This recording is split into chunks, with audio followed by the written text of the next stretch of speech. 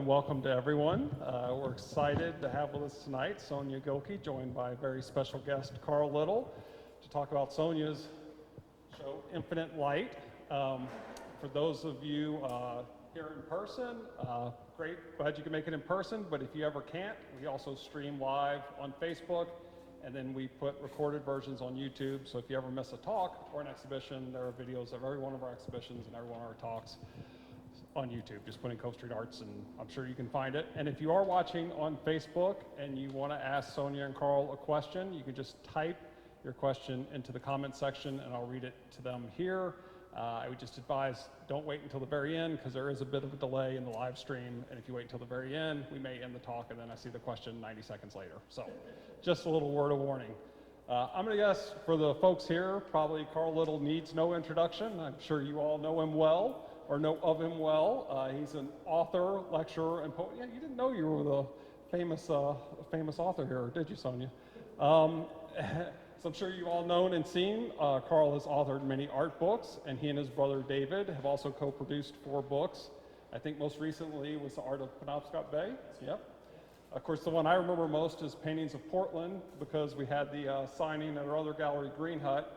We thought we had bought a ton of the books for the signing, and David had a bunch in his trunk, but there were so many people and we sold so many that Kelly literally ran around to all the bookstores on the peninsula and bought every last copy and ran back to the gallery. It was, I will always remember that. Carl also lectures widely, and I'm sure, as you know, contributes to a number of publications, including Hyperallergic and Art New England. In 2021, the Rapkin Foundation presented him with its Lifetime Achievement Award for his art writing. And aside from his art writing, Carl's poetry has also appeared in a wide range of literary journals and several anthologies, and he's the author of Ocean Drinker, New and Selected Poems. And I'm suspecting you've all met Sonja. I recognize some of you from here in the gallery in the past week and a half, and it's excellent that you could come back. Sonja was born in Amsterdam and earned her BFA in Switzerland before getting her MFA in sculpture with an art therapy degree from the Art Institute of Chicago. She studied sculpture with Cosmo Campoli, as well as studying ceramics with a Zen master in Kyoto, Japan. Sonja's work has been exhibited from the Netherlands to New York City, and of course, nearer to her homes here in Maine and Charlottesville, Virginia. She's been awarded study grants to the American Academy of Fine Arts in Rome, as well as a grant from the government in Chicago. She's also taught art and art history, including at the University of Chicago Laboratory Schools. And one more tidbit, which I suspect will come up tonight, Sonja has also taught Kundalini yoga for decades. And with that, I'm going to turn it over to Sonja and Carl. And if you have any problems hearing, just let me know. I'll turn up the speaker. Thanks. Well, let me start by thanking John and Kelly for hosting this show. It is just tremendous. Unbelievable. Very exciting. And Yeah. it was a long time in the making, and I'm just delighted that it happened. So, Yeah, it's and I did wonderful. want to do, Sonja, a little special shout out to the folks and friends and family in Charlottesville who may be watching on Zoom. Let's do that. Sonja lives in Charlottesville when she's not in Maine. And their daughter, Emily, is my very good friend. And we didn't know this from each other until we found out when I said, you come from Maine? And where do you come from in Maine? So she told me where, and I said, is your father by any chance Carl Little? And so that was such a marvelous, marvelous combination of incidences, but I don't believe in an incidence. I think it's all, out there, it happens. And it's the same in my art. I never know what the end of it is. It just comes through and I do it. And I think that is really how it was with Emily, right? Can you hear me? I heard that if I do it long. You hear us okay? Yeah, you can talk, if you talk right into it, it's... Talk right into it, Don't okay. talk Oh, into there it. we go, that's Yeah, better. if you talk Yeah. right into it. Talk right into it, sorry Okay. about that. Well, Yeah. So, Sonja, I thought we might start off with a little bit of biography, because some folks would be interested in knowing a little bit about your background. I mean, you were born in Amsterdam in 1938? Yes. and I'm an old lady. and you were in the city during the war. Yeah. And I was outside sort of. outside, okay. My, And my grandparents and my parents lived on the canals in Amsterdam. When the Germans came in, they all decided, hey, we're going to not stay on the canals. We're going to go outside more. So that's what happened in Vondelpark. And we, my parents, they went really on the edge of Amsterdam. And that way they were able to save many, many people with food and whatever needed to be done. So that's And you have said that you played around with sticks and rope and stuff Yeah. as a kid. That was what you had for art materials. there was nothing else, right? It's hard to describe that because it is really beautiful that there is nothing but sand and a stone, and suddenly you see a frog. It's very hungry, so you go home and you say, hey, the frog needs to eat. It is very human and it's very simple. And so that was really how I started, by just, drawing in the sand and God knows walking in it. Yeah.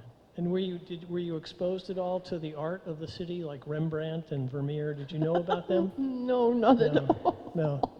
When there are pictures of that, it was not even, but the thing is, my family had an enormous amount of art. Guess where the art all went? Underground. I remember my father digging a hole, and there went all the things under the house, because otherwise the Germans, of course, would steal it. And anyway, that's such a long story. We can't go into all that. That's endless. So you wanted to be an artist from an early age. Very much, very much. It was not even that I wanted it. It was like this. I just did. And they would put it up or they wouldn't put it up. It was like, okay, Sonja does art. Or there wasn't even mentioned that word. It was just natural, I think. And so since they never mentioned it, I felt very comfortable. It didn't have to be great. It had to be whatever I wanted to do. And then I had to go to school, of course. We all did. And I didn't want to do that. I wanted to do art. Yeah, I guess you wanted to go to art school in Hamburg or Yeah, something. right. When I was But your mother 12. said, yeah. Now, girls, that's not done, and she probably saved my life kind of by saying, stay home at 12, But I really wanted art. Yeah. Right. And so Thank you ended up going to hotel school Yes. in Lausanne. When I was 16, I wanted so much to work with people that I thought, now what can I do? In those days, there was no psychology in Holland, okay? Everybody was very happy that they had food and that everything. I thought, well, I'll go to the hotel school. Well, I arrive, and the director kind of looks at me and says in German, I won't say it in German, ach, Fräulein, you want to do the hotel school, it's very dangerous for girls. I said, well, I'll take care of myself. I come from the Second World War, I know what to do. Then I got my degree, and again I heard my name, Sonja Weber, wollen Sie bitte zum Herr so and so kommen? Okay, I'm going, and I think, oh, what did I do wrong? And he says to me, Sonja, I have a friend who has a beautiful hotel on Park Avenue, the Plaza. Did I know about anything like that? And he said, you can go and work there. So I arrive, amazing, a big bouquet of flowers for me. Oh, yeah, you want to work here. Well, the only possible good thing that you can do that nobody will bother you is at the reception, and then you just sort of are there. So that's what I did, and it was a marvelous experience for one day. And I decided, no, this is not me, this I can never do. All these people come in, there they are, and I thought, and I didn't know anything about New York. I was used to Amsterdam. Amsterdam is everybody look a pretty democratic place, yeah? If you don't behave democratically, sorry. Sorry, very sorry.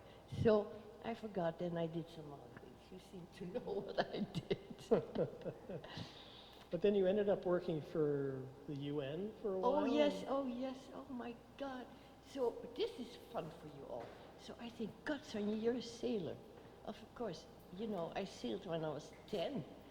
Was born on a boat, you could say, right? But then the Germans took the boat, so that went away. But when I was about 12, I told my father, I want to sail, can I take the boat? He said, sure, take it.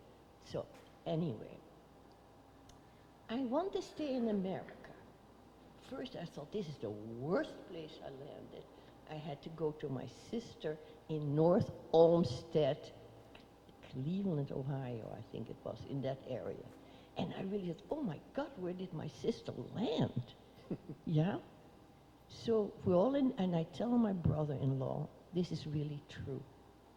Within 14 days, you have to get another job. And I suppose, I've not been in New York, but you should apply in New York. Of course, he knew all about New York, right? Mm-hmm. So he did get a job. We all go, 2 babies on my lap, these were for my sister. And we're driving, and I think this is the worst. We're driving under a bridge, and there's Pennsylvania. And I said to them, I'm staying. This is gorgeous. What beautiful nature. Mm. And then I applied at a camp, a sailing camp here, Camp Venona on Lake Sebago. Yes, now you all go, yes, she did something that, Anyway, I called this guy up, and little do I know what kind of a camp that is, right? But I thought, and I said, sir? When I was 12, I sailed, and I could be your sailing counselor. He said, yes, come on over, because of being Dutch, of course, it's all water, right? So I arrive. Now, you're going to be really amazed. These kids all came from Park Avenue. Yeah. What do I know about Park Avenue? Zero, right?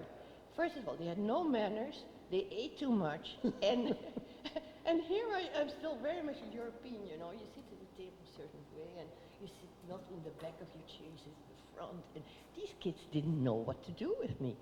But I made it very fun for them. So fun that we had a bunk, you know, a bunk? You call it a bunk? Yeah, bunk bed, yeah. And I was the leader of one of them. And I said, listen, I come from Holland. They know how to make fun. Our bunk became known as the crazy bunk, where you can do anything you want as long as you behave in your manners. So, during the day, I would say, no, you don't take your fork like that. You do it this way. And you don't ask for 10 different ice creams. You eat, and you're polite. So then the parents came, and they said, oh my God, this is so fantastic what you did for the children. And I said, no, they did it for me because I had this great experience. Then I applied to the UN. And they said, again in German, ach, Fräulein Weber, no, we haben das überhaupt nicht. That, you know, we can't have anything. And I said, you're going to regret it. You're really good. I speak 4 languages. Nobody does it in New York. And I want the job. So every week I called them from the camp. Then I get a phone call. Fräulein Weber, we have a job for you. Do you mind being a guide? I said, oh, perfect. What did I care? I would have sold chocolates. I mean, I didn't care. I mean, what do you care? You don't care about stuff like that. No. Yeah. So anyway, I arrive, go to the guides lounge. We're all dressed up. You know, they measure what you have to wear and all that. And who do I meet? You wouldn't believe it. First I think, oh God, tour guides. Oh my, oh my, oh my, oh my. The Faradiba's sister. That was all Parsis, all amazing. The haute volonté from Europe was sitting there. And they were so normal and so fun and so ridiculous that I thought, no, I'll do this for 14 days and then I want to be in the press. So I asked Mr. Norton, I think, of Olsen. I said, Mr. Olsen, is there any room in the delegates' lounge of the United Nations? He said, oh, you'd be perfect. I got the job. How old was I? 22, 21? So, you know, I had to go to all the parties because we were part of the, you know, the diplomatic corps. And the thing is that you have no idea how normal and how cozy all these people are. And then when they get to the General Assembly, like, no, I don't agree with you. So I told them that. I said, well, why not just stay friends the whole time? It's better for the world. And so I became kind of a woman, young woman in the middle of it all, saying, why don't you just be normal? Why don't you just be friendly with each other? But anyway, I did that for a year and a half. So how did you sort of start your art career? My we should be talking about that. Was, I did it there too. But the thing is, I in those days, at my age, that generation, women, we're not going to get into that. It was really like, well, it's very nice what you do. It's very, very beautiful. But it's so decorative. So I kept on doing it anyway. So I gave it away and everybody was happy. So no, I've always done art, always. And then how did you end up in Chicago at the Art Institute and the... My husband was Langdon Brown Gilkey. His family comes originally from Islesboro. So it's a Maine family. And his parents in 1924 bought a house on West Boothby Harbor, on the Gut. That's why I see all these lobstermen coming by. Hey Joe, how's your family, you know? No, oh, they have this and this and this, and always tragedies. Tragedies, I mean serious tragedies. So that those works are related to that. But anyway, do you want to, shall I tell them how I met my husband? Yeah, tell that story. Shall I tell that story? Yeah, okay. yeah. So the second time I go back to New York, the second time I go back to New York, I'm on the boat and I see down there my lover from Paris. I had lived in Paris that's right. Oh, there's so much happening in your life. Anyway, I see this man standing there. Probably is from here to one of those pieces. And I think, oh my God, I'm going to be married to him. It's true. It's a real, true story. And I look at him and I think, oh, he's gorgeous.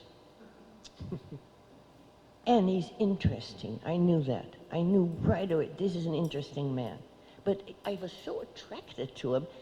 So then there's Tony Austin. He was a journalist for the New York Times, and he was there too. And he said, shall we have a drink? I said, no, Tony. I just said goodbye to my lover. And you know, enough is enough. Why don't we have a drink tomorrow? So I knew that Tony Austin was going to sit next to me here. It would be a gray bar with red, you know, in those days, red plush, I don't know what plush is in English. And so I know when he sits there and he gets up, that man is going to come in. And it happened. And do you know, you won't believe this. I still today think to, Sonja, who were you, for God's sake, you did this. I told him that evening, we're going to be married. And we did get married. But it's a little bit, it relates so much to my art that I just do. I also was able to read tea leaves at one point in my life. And I could read palms after never having read a book. And so the art is so related to, it just happens. It really, honestly just happens. I never know what the end of it is. I don't have it in mind. I take a big piece of rope, throw it on the floor, cut it, and I think, oh, that's how long it is. And you're going like that. So I'll follow that. But I don't know how. When I look at it now, I think, I'm so glad I don't know how I did that. Because it was really just, it happened. Yeah, I did want to mention Langdon Gilkey was a very well-known theologian. Yeah. And he was a classmate of JFK's at Harvard, professor of theology at the University of Chicago. And this is kind of interesting. He provided testimony for the American Civil Liberties Union in the landmark 1981 case in Arkansas that resulted in ending a state requirement that creation science be given, quote unquote, parallel treatment with evolution. Yes. So. That was my man. And he brought you to Chicago, right? I mean, yes. Yeah. And then I started. Then you started getting wild. Yes. It was fantastic. Yeah, I mean, the people you studied with there, this Cosmo Campoli, yeah. Cobra, in Holland they would call it Cobra. Very much related to that boat. I think that's still that time Okay. of Cobra, Dutch, funny. Cobra. Oh, yeah. Funny, Sure. funny, and you don't quite know what it is. Karl Appel, if you know who's Karl Appel. Carl Apple, yeah. He's a Cobra. Yeah, Cobra, yeah. So that's, that piece is definitely there, sort of. And you were doing like happenings and, Oh, that happening. You want to talk about that? yeah. Oh and- my God, yes. Oh gosh. First of all, in America, my art, it was sort of, oh, she do it. But I did get into the Art Institute, even though there were no women allowed. I went to the dean and I said to him, I want to get an MFA. No, you can't. I said, I can't? I've had more exhibits than you. And this guy says, it doesn't matter. I said, well, it does. I went a week later. I gave him a week. And I said, I'm back again. And he said, why did you come back again? And I said, you're going to regret very much, because the United Nations came up, right? If you refuse me, because you'll refuse all the women. And I said to him, if you don't let me in, within 1 week you won't have a job. No, I very much am for, like my art, it is for the world. And it's very Dutch, it's very democratic, I think, that whole thing of, you make it for, you do something for. If you eat enough, you give the rest, you give it away. It just is ingrained. Anyway, I went home to Langdon, and Langdon, being Langdon Gilkey, said, oh, I'll call up Jerry Brower, the dean. They both went that afternoon to Levy, the president. The next day he had lost his job. They threw him out, just, and I said, good. Job done. The women, the women came in. The Mission women came in. accomplished. And that's how I got my MFA in sculpting and the art therapy. And the art therapy I started immediately doing on the phone and never wanted to see the drawings after 1 month looking at it. I thought that I don't do. So I did it nationally and internationally. Over the phone. Dun-dun-dun-dun. Now, when did you get into Kundalini yoga? And how does that, 1974.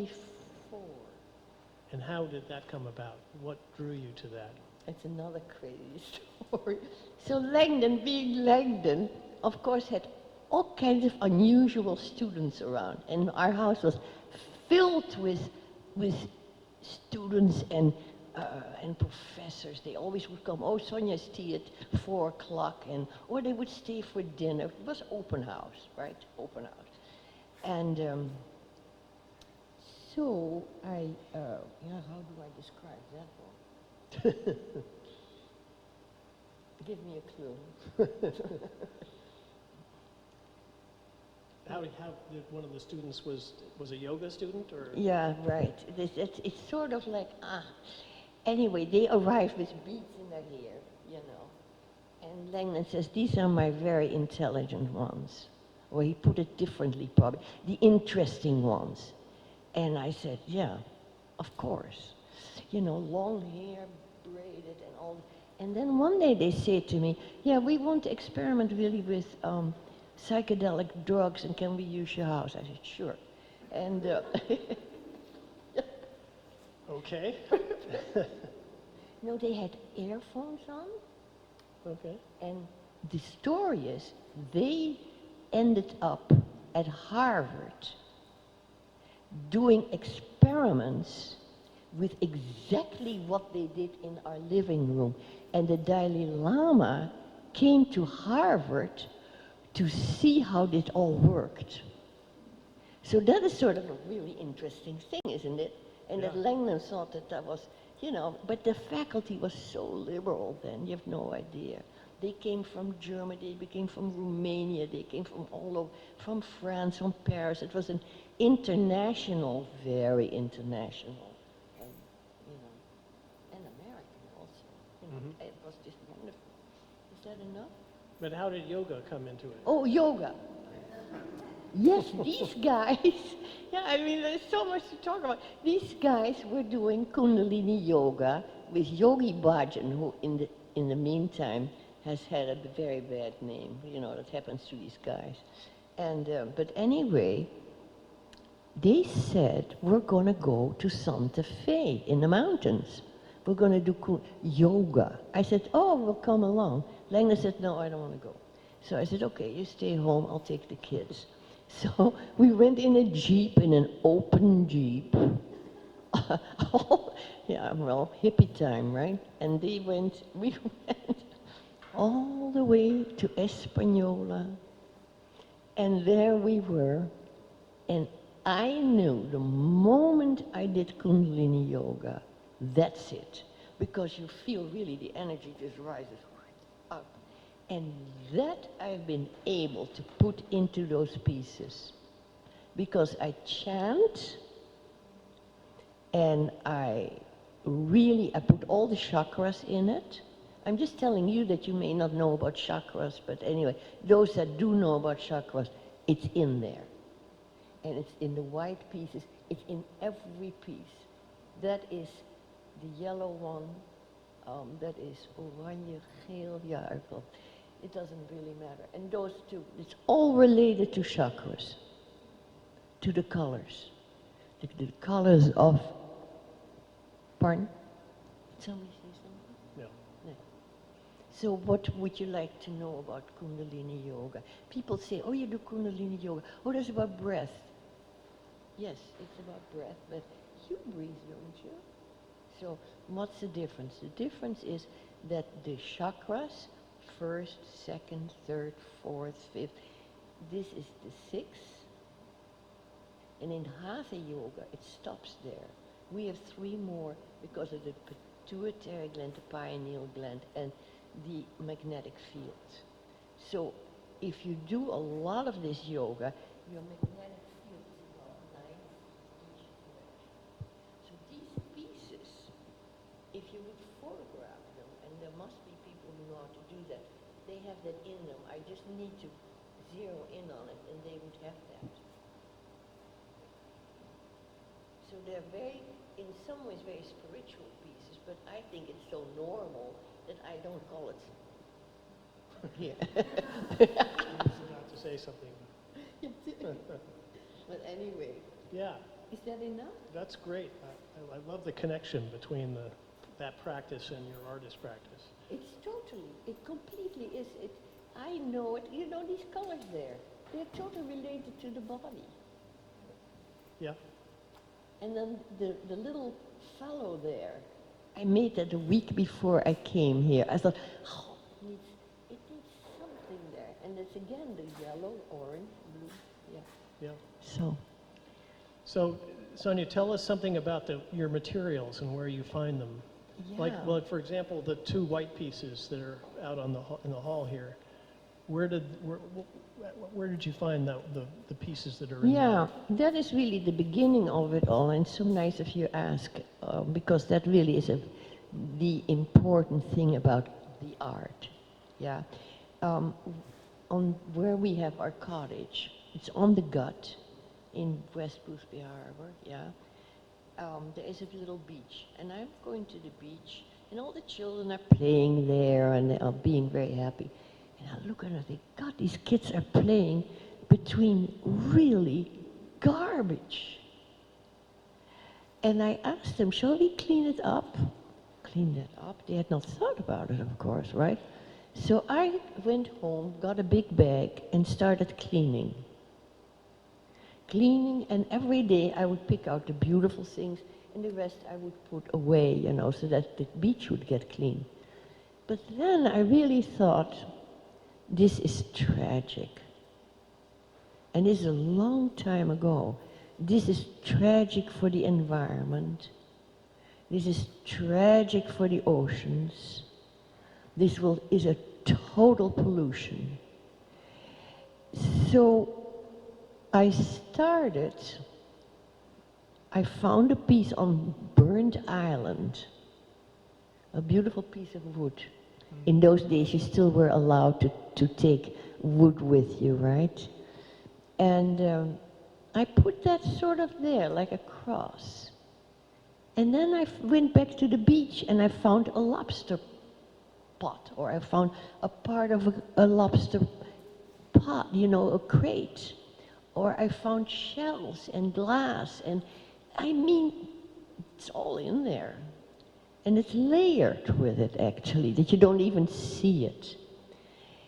So I thought, I have to make this art really for the world. To consciously, that they become aware of what's happening. And that's one of the reasons why I didn't want it to go into galleries, because I thought that would be sold. This has got one day, and it's really true, that's like how I met Langdon, one day they will be hanging and they will be recognized. Thank you. Yeah. They're very, they have been in Holland in the museums, they have been here in museums, they were in Japan, not those, the white ones, no, they're not there anymore. But I took them along kind of thinking I want it to be shown. So the art has never been, oh, I like it so much what I'm making. It has always been, perhaps it's the United Nations or the Second World War, I don't know, but what is everybody, is everybody understanding what's happening on Earth? And that to me is a very important part in all the art that I've made ever. Yeah, that's really the key of it, I would say. And then the yoga in it, because the yoga is what uplifts it. So you can meditate on it. People can just stand there. And sometimes they would come to my house lately, you know, and then they would say, oh, who made that? Because I never talk about my art. And I said, oh, I did it. Hey, are you an artist? Yeah, I'm an artist. Now, what about the pieces that are behind us that you mentioned that they were based on Crete? Yeah, No. Crete, yeah. It's Minoan art. I was really, Lenin, of course, took us to Greece and would know exactly the most refined things about what you should look at. It was so wonderful to be with my husband. He's always informing me. I always felt like, I don't know that, or I don't know that. I mean, it's sort of normal, I think, but anyway. So then he said, no, we're going to go to Mycenae. We're going to see Mycenaean art. Well, that's a long time ago. It's 5,000 years ago. But what we really liked was Crete. And we went to Crete, sat on the throne. In those days, you could sit on the throne and just be there. And I looked at this, at the Mycenaean, at the Athens Museum. And the people that they make, they have exactly the opposite from what I'm wearing. But they're standing like this. You've seen it probably. Straight. And it is as if they really glance beyond. And that's what I liked. It goes beyond. It is not like, oh, beautiful, whatever. And it's so thin. And then they have two tits and a little nose. And you look at it and it is amazing. Amazing. So I thought for years, I should do this. I should make this art. So what happened, of course, I look at postcards, and what do I see? Oh, Minoan art, that's what I've been thinking about. No coincidence, right? Nothing is a coincidence in our lives. So I started making these, and I was so happy making that. I thought, I wonder if it's past lives, really. Sure. And then my art is very related to now, infinity, life, death, rebirth. That is very much it's Satanama, Satanama, infinity, life, death, rebirth. So it is, is that enough? What about the title of the show, Infinite Light? Yeah, the infinite light, I just feel that is so, infinite light, when you do Kundalini yoga, you really sit in your infinite light.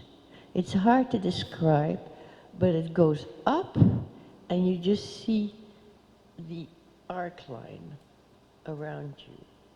And it goes up. And of course, I've done it for so many years. It's like, for me, I just do it. Nice. Is that enough explanation? Yeah, that's great, Sonja. I don't know how we're doing for time. 15 more minutes. And so maybe we could open it up for questions? Yeah. Anybody like to ask Sonja And you? and me?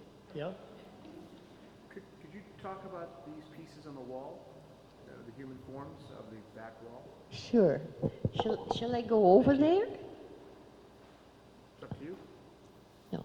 Well, No, I think we want to sit down. yeah. These pieces, when you look at the top of the head, do you see that it all has a little crown? Well, that's the gate to go out, the 10th gate. We call it the 10th gate. And you see it in Buddhist sculptures. They... Okay.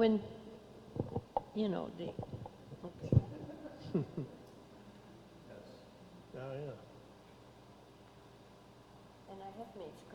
And I have made sculptures like that, but I don't have them anymore. A lot of it is, of course, gone, but these I kept. And these are related to fishermen, am I right? Yes, that's a nice thing to ask. So that's a long story again, but I'll try to make it as short as I can. So I'm looking for the green net. I'm starting to, with all this stuff that I have found, I'm trying to think, well, I need green netting, and they were in lots of it, but at the exhibits in Europe, somehow it disappeared. So we're not going to worry about it. That's what I have. Um, so it's so difficult to describe it, actually, to tell you the truth. But it was a story, wasn't there a disaster? Yeah, I can talk about that. We'll talk about that. Okay. So I'm trying to find that green rope, a fishnet, and I think I'm on Bardas Island driving around, and I can't find it. Then I see, classic, a cottage broken down like this, you know, and a window broken, a cat in it, and a lamp bulb. If I had only had a camera, right? So I honk my car, and I think, oh, no, don't do that.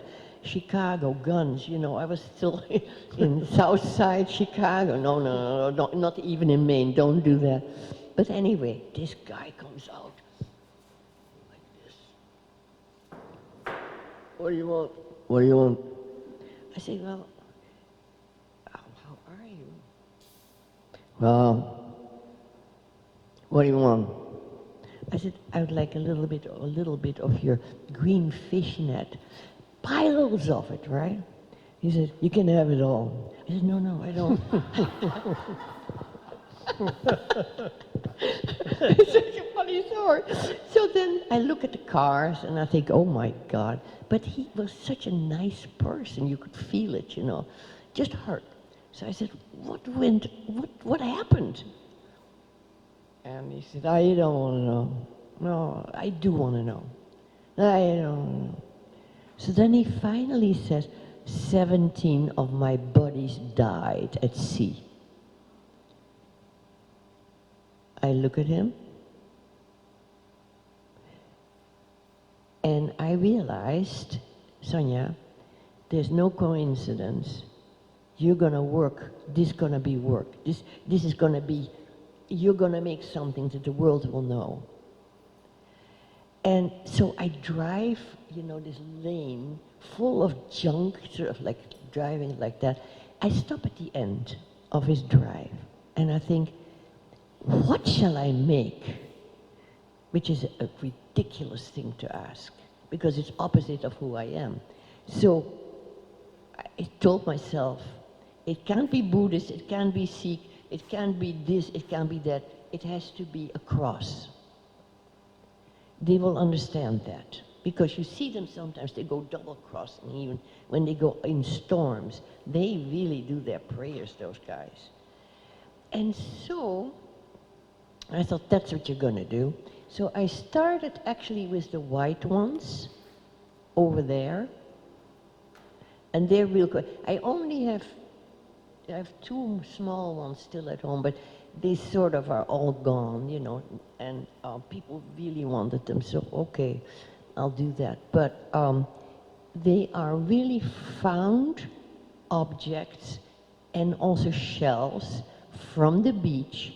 And why I painted them, they look beautiful non-painted, but I wanted to preserve the shell, that really the original shell that you could find, so that the next generation would also be able to see it.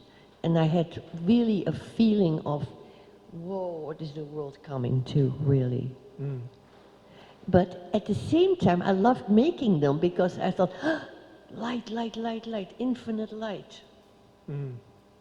You know, that's what really it was. Yeah. That I thought, reincarnated, shells, you're reincarnated. Everything, you know. It seemed that was important. Yeah, well, you know, when I look at them, I think that some of them look like memorials, but they're white. There's all kinds of light in them. There is. Sort of that. Yeah. Yeah. People, you can actually meditate in front. You can sit down, meditate, and then just let it happen to you. Yeah. People. Other questions? Complicated. Yeah.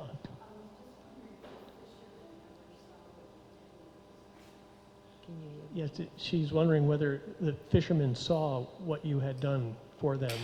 I tried. but he was not interested. But you Yeah. had shows, Sonja had shows at the Penobscot Marine Museum and Yeah. at the Maine Maritime Museum. Oh, and that's a fun story. That's really a wonderful. You see, I can't remember all these things either. I mean, it's just, you know, your lifetime. I'm too old to remember it all, to tell you the truth. So I tell my story to the director of the Bath Maritime Museum. And he didn't say further anything, you know, he just was very quiet about it. And then I see Kalo Pinkham is his name. And I see him, I look at this guy at the opening at the Bath Maritime Museum. God, I know him. Who is he? I say, Kalo, it's you. You're in a suit and you're standing up straight. What happened? He said, the director called him up and gave him a job at the museum. Now, that's what I mean when you think about the other. To me, that's so important. And I love that. I mean, I'm just so happy about it. It's such a nice story, isn't it? It is a nice story. It's a beautiful story, but anyway, that was a very nice exhibit. And then the other one was at Searsport, and Langdon's family were, of course, also, you know, seamen. I don't know, it's sort of interesting because the whole family, his parents, didn't drink. But the seamen certainly brought in the sugar for the rum, isn't it? So we all, as a family, we all laugh about that kind of stuff. But anyway, you're looking at me. Do you agree with me? Okay. Is Other there anything else? Yeah. You've talked about these forms as figurative, but I'm also looking at your ceramic piece. Do you also think of them as vessels, or is there a relationship with the ceramics? These forms- Ceramics, which ceramics? This is a bronze. Oh, it's a bronze. I'm Yeah, yeah. No, not at all. Yeah. No, This is much earlier work, right? yeah, this is from 1963. So, you know, as you can see, I have worked from 19, God knows when. But this is really, I love this. This is just, but not everybody likes it, and that's also good, you know. It is like, but they are these people, and they go up. They are in the light. It's just, I hope one day that you all can see their work. I don't know where in probably the Metropolitan. The Minoan. Yeah, Yeah. I think Sure they have. yeah, they have it. Yeah. Anything else? Does the form of the pieces that you create happen organically and just fit to your idea of what it will be? No, So no idea. All these pieces, they just grow. they grow, right? They grow. And I let them, and then I think, oh, it seems to be finished. You know, no, I not at all of beginning end. I just allow it to happen. And the material is guiding me. The material totally guides me on what to do next. So I'm so one with the DNA, you could say, of the material, that it just is guiding me. It's very beautiful, beautiful experience when you do it. I'm very happy that I don't have to think about, well, now it's finished. I'm sure you have that with your poetry, isn't it? That you just, Yeah. Yep. yeah. I was going to note that we were walking around the show before this conversation, and Sonja, you were telling me that these wall pieces, you didn't recognize some of them because each time they're hung in a different configuration, and you're open to that. Totally. Whatever someone, however It is- someone wants to, Yeah, it is for them. yeah. It is for how do they see it? What do they get out? Because the energy is in it anyway. I'm very interested in art and energy, obviously, or the energy of a person. I just sort of can see through and think, oh yeah, it's weird, but I have that, I must have been born with it, that's all. And it's very forgiving because of that. Very forgiving because you really see your own, where where you also need to forgive yourself and everybody else. But those pieces, they have infinite light. It's just on top. And the Minoans have it too. It just sort of goes like this. Lovely. Yes, another question. Yeah.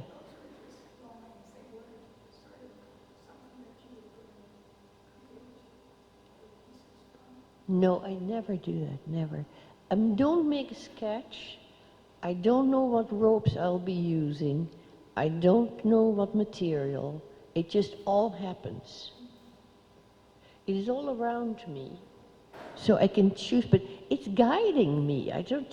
There's no, oh, I must do this. The moment I think, okay, Bach, Johann Sebastian said a beautiful thing, and a musician told me this, that if you don't have the universal energy, God, in his work, it's useless.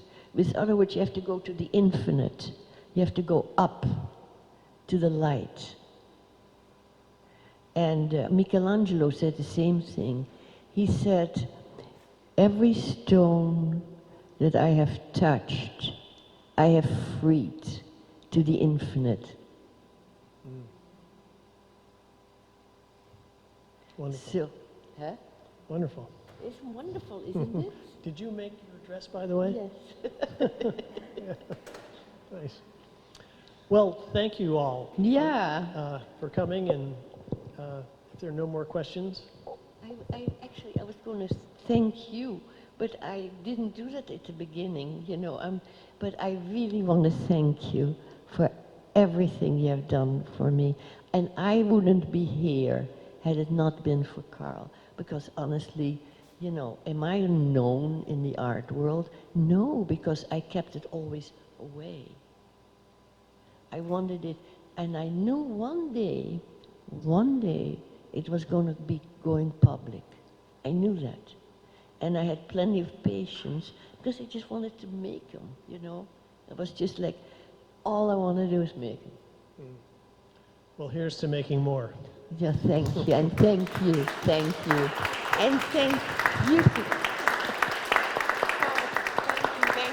Thank you. I have one more thing to tell you. So I called up Kelly. I forgot to thank you both too. I mean, I'm so sorry. This is not. I'm not a roue in this. You know exactly. No, that's what you do when you write it down. Da, da, da. Anyway, I call up Kelly because of you, right? And Kelly says to me, "That's very nice that you're calling. I'll be happy to meet you, but I'm very busy, and so I can see you probably for 45 minutes maximum." Well, we talked for how long? Long time. And we immediately clicked. It was like, yes, of course. This is so marvelous. And and then I thought, that's not a coincidence. And ever since then, we have been talking. And John too. John will make a joke to me like, yeah, well, it's just such a cozy, comfortable place and beautiful gallery. And it's a museum. This is not a gallery. This is a museum. And I congratulate you both. I mean, it's really amazing. Amazing. It's brilliant. It's true, isn't it? I mean, it is, to have this beauty, I'm so honored. I'm very honored. Yeah. It's really amazing to feel that way at my age, to be honest. It's like, okay, Sonja, it's all right. It is all right. Thank you.